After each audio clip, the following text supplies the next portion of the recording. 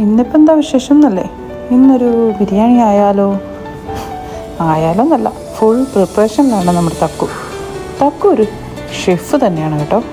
അടിപൊളിയായിട്ടാണ് ഫുഡുകളെല്ലാം ഉണ്ടാക്കുന്നത്. എല്ലാം പറയാതിരിക്കാൻ പറ്റില്ല. അത് നല്ല ടേസ്റ്റോടുകൂടി നല്ല പ്രൊഫഷണലായിട്ടാണ് എല്ലാം ചെയ്യുന്നത്.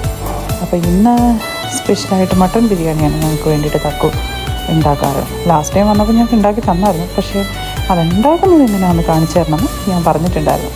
അതുകൊണ്ട് ഇന്ന് ഞങ്ങളുടെ തക്കുവിൻ്റെ ക്ഷണം സ്വീകരിച്ച് ഇവിടെ വന്നിരിക്കുകയാണ് മട്ടൺ ബിരിയാണി കഴിക്കാനായിട്ട്.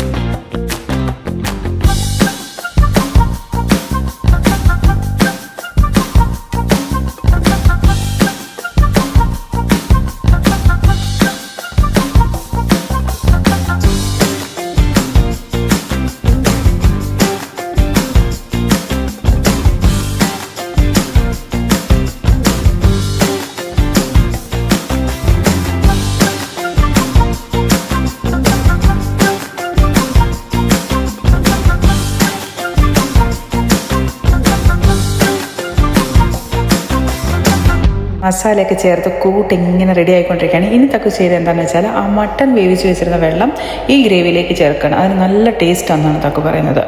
അപ്പോൾ അതൊന്ന് ആ ഗ്രേവി ഒന്ന് സെറ്റാകാൻ വേണ്ടി കുറച്ച് നേരം ഇളക്കി കൊടുത്ത് വെയിറ്റ് ചെയ്യാനാണ് തക്കു പറഞ്ഞത്. ആ സമയം നമ്മുടെ ചേട്ടന്മാരൊക്കെ എന്ത് ചെയ്യാമെന്ന് നോക്കട്ടെ. എല്ലാവരും മൊബൈലും കുത്തിയിരിപ്പുണ്ട്.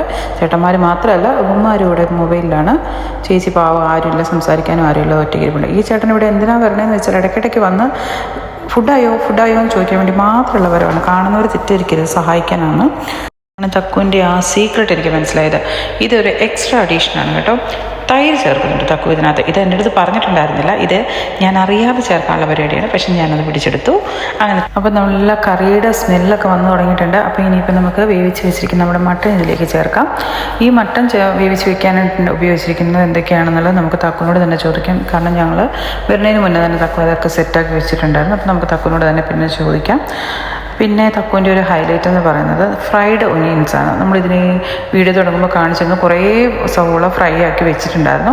അപ്പോൾ ഞാൻ ഫസ്റ്റ് വിചാരിച്ചത് നമ്മുടെ ബിരിയാണിയിൽ നട്ട്സിൻ്റെയും മുന്തിരിങ്ങയുടെയും കൂടെയൊക്കെ ചേർക്കാനായിട്ടായിരിക്കുന്നതാണ് ഞാൻ ആദ്യം വിചാരിച്ചത്. പക്ഷേ അങ്ങനെയല്ല. ഈ ഫ്രൈഡ് ഒനിയൻസ് ചേർത്ത് കഴിയുമ്പോൾ കറിക്ക് നല്ല തിക്നെസ് ഉണ്ടാകും.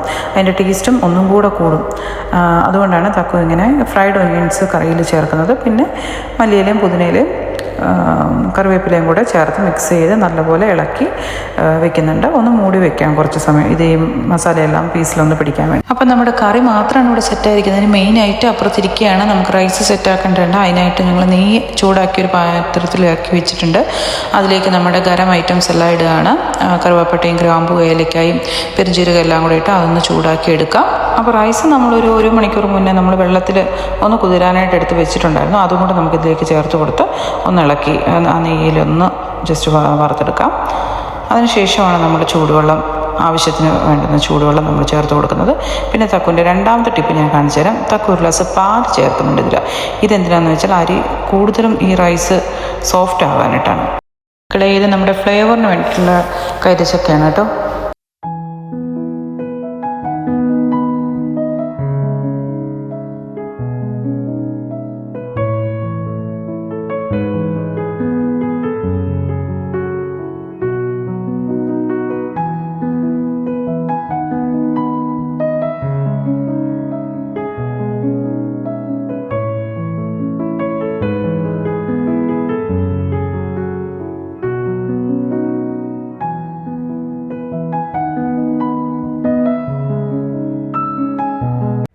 അങ്ങനെ നമ്മുടെ ഷെഫ് ഇവിടെ ദമ്മാക്കാനുള്ള പരിപാടിയിലാണ്.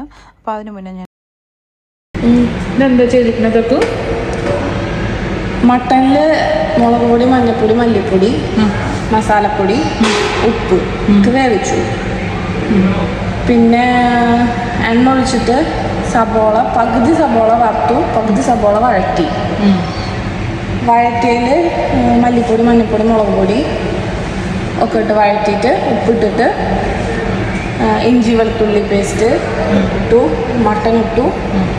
കൂടെ മട്ടൻ ഇട്ടതിന് ശേഷം കുറച്ച് തൈരും പൊരിച്ച സബോള ഇട്ട് മല്ലിയിലയും പുതിനയിലയും കുറച്ചിട്ട് ഉപയോഗിച്ച് സെറ്റായി.